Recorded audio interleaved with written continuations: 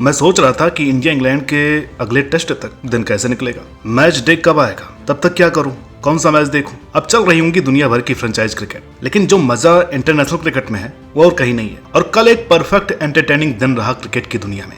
दिन में पीला पड़ा काले पर भारी और रात में थी नीले नीले की जंग जारी। अब पीला तो सब पर ही भारी है, इसके आगे कोई सा भी रंग ले आओ, कोई भी टीम ले आओ। ये ऑस्ट्रेलिया वाले किसी से रोके नहीं रुकते, किसी के आगे नहीं झुकते। मुश्किल से मुश्किल मैच भी आराम से जीत जाते हैं और बाकी लोग बेचारे दिल जीतते रह जाते हैं। कल भी ऐसा ही कुछ हुआ। पहले बैटिंग करते हुए जब न्यूजीलैंड ने मात्र 3 विकेट पर 215 रन बनाए तो ये भी पीछे नहीं हटे। पहली बॉल से आक्रमण कर दिया, बहुत ज्यादा मारा। आखिरी बॉल पर 4 रनों की जरूरत थी और टिम डेविड ने चौका मार ही दिया। ग्लेन फिलिप्स की लाजवाब डाइव भी चौके को रोक नहीं पाई। काफी कुछ हुआ इस मैच में जिसकी हम आज बात करेंगे। साथ ही ये भी जानेंगे कि आखिर वो कौन से फैक्टर्स थे जिसने इस मैच को शानदार, जानदार और यादगार बना दिया।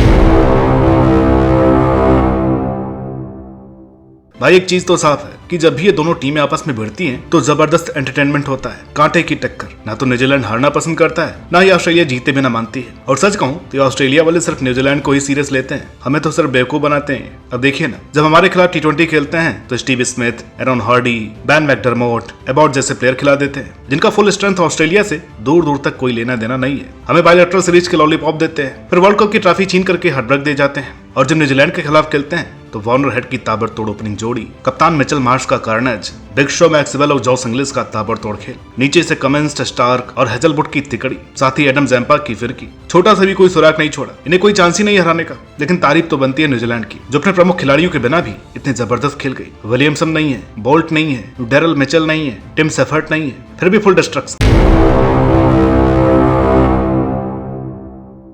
अब मैच तो जबरदस्त हुआ ही, लेकिन मजे की बात तो ये थी कि दोनों टीमों के ओपनर्स कल काफी अच्छा खेले। ये बड़ा कम देखने को मिलता है कि चारों ओपनर्स ताबड़तोड़ खेल जाएं। कल कुछ ऐसा ही हुआ। इस मैच का आगाज हुआ फिन एलन की पिटाई से। अब बाकी प्लेयर तो फिर भी शुरू में थोड़ी रिस्पेक्ट दे देते हैं, लेकिन ये नहीं, पहली बॉल से ही मारने लग जाते हैं। और एलन की मार दुखती बहुत है। ये शुरू होते ही मनोबल तोड़ देते हैं। अब ऐसे प्लेयर को पहली बॉल पर ही आउट कर देना चाहिए, क्योंकि अगर ये 10 बॉल भी टिक जाए तो जीना हराम कर देते हैं। कल 17 गेंदों में 32 रन ठोक दिए, 3 छक्के 2 चौके। इनके साथ ही डेवन कॉनवे, जो कि लंबे समय से आउट ऑफ फॉर्म में थे, कल ये भी मैच्योर इनिंग्स खेल गए, लेकिन इन्होंने पावर प्ले में आग लगा दी। 5 ओवर में ही 60 रन। फिर बारी आई ऑस्ट्रेलिया की। ये कहां पीछे रहते। हेड और वार्नर तो लगता है कोई एग्रीमेंट करके आए थे, दोनों सेम स्ट्राइक रेट से खेलेंगे, बराबर ही बाउंड्री लगाएंगे। हेड ने 15 गेंदों में 24 रन बनाए, 3 चौके 1 छक्का। वहीं वार्नर ने 32 रन, 1 चौका 3 छक्के। स्ट्राइक रेट दोनों के 160। प्लेटफॉर्म इन्होंने भी सेट कर दिया।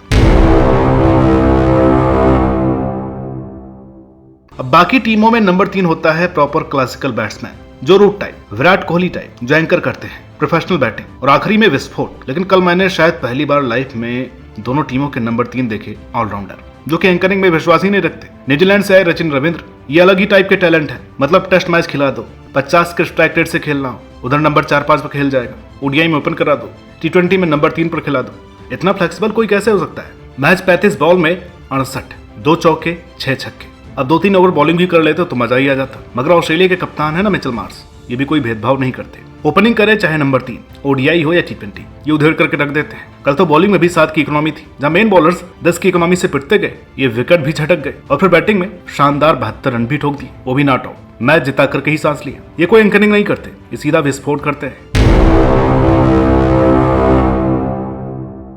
अब मुझे कोई एक बात बताइए, मैंने सुना था कि जब रन चेज में हाई प्रेशर होता है और आपका रोल फिनिशर का हो, मतलब टुक टुक एंकरिंग करके डीप ले जाकर के फिनिश नहीं, पावर हिटिंग वाला गेम हो, तो आपका फेलियर हमेशा से ही सर पर मंडराता है। यानी पावर हिटर के फेल होने के चांस हमेशा होते हैं और ये लो स्कोर पर आउट भी होते हैं। चाहे साउथ अफ्रीका के मिलर और क्लासन हो, न्यूजीलैंड के नेशम या फिलिप्स हो, या मैक्सवेल को ही ले लो। मगर भाई टिम डेविड किस मिट्टी के बने हैं। कब से देख रहा हूँ, इतनी पारियां फॉलो कर चुका हूँ। ये बड़े आराम से मुश्किल बिल्कुल इंटेंस मैच जिता कर दे रहे हैं ऑस्ट्रेलिया को, वो भी बिना फेलियर के, नॉट आउट रहकर। इनका फेलियर परसेंटेज बहुत ही कम है। इस रोड के खिलाड़ी अक्सर आउट होते ही है छोटे स्कोर पर, बड़ी चीज में तो खास करके, क्योंकि मामला बहुत इंटेंस होता है। ये कल महज 10 गेंदों में 31 रन ठोक गए, 3 छक्के 2 चौके। और आखिरी बॉल में जब 4 रन की जरूरत थी तो चौका जड़ करके मैच जिताया। छक्के का रिस्क भी नहीं लिया। वेस्ट इंडीज वाली सीरीज में भी ये नेक्स्ट लेवल परफॉर्म कर रहे थे, लेकिन कहीं ना कहीं उन्हें इतना अप्रिसिएशन नहीं मिलता है, क्योंकि नीचे आते हैं मगर फिर भी छा जाते हैं। अब बॉल कोई 8-10 ही मिलती है, लेकिन उसमें भी ऐसा कैमियो खेल जाते हैं जो गेम चेंजर होता है।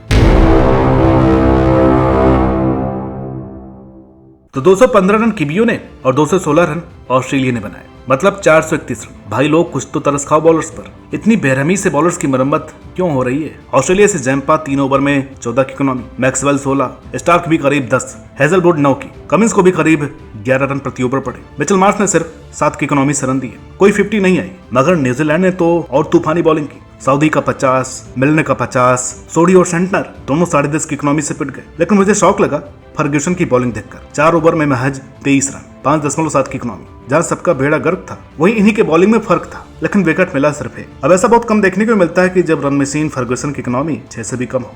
खैर, होता रहता है। ये मैच बड़ा ही अजीबो गरीब था। ऐसी एक करामाती सीरीज भी अफगानिस्तान श्रीलंका की, अगर आप कहेंगे तो उस पर भी वीडियो लेकर के आएंगे। बाकी अगर ये वीडियो आपको अच्छी लगी हो तो प्लीज इसे लाइक करें, शेयर करें। चैनल पर नए हैं तो प्लीज इसे सब्सक्राइब करना ना भूलें। जितनी जल्दी आप लोग हमें 1 लाख सब्सक्राइबर्स तक पहुंचाएंगे उतने ही ज्यादा अच्छे कंटेंट हम आपके लिए लेकर के आते रहेंगे। तो मिलते हैं आपसे अगली वीडियो में, तब तक के लिए नमस्कार।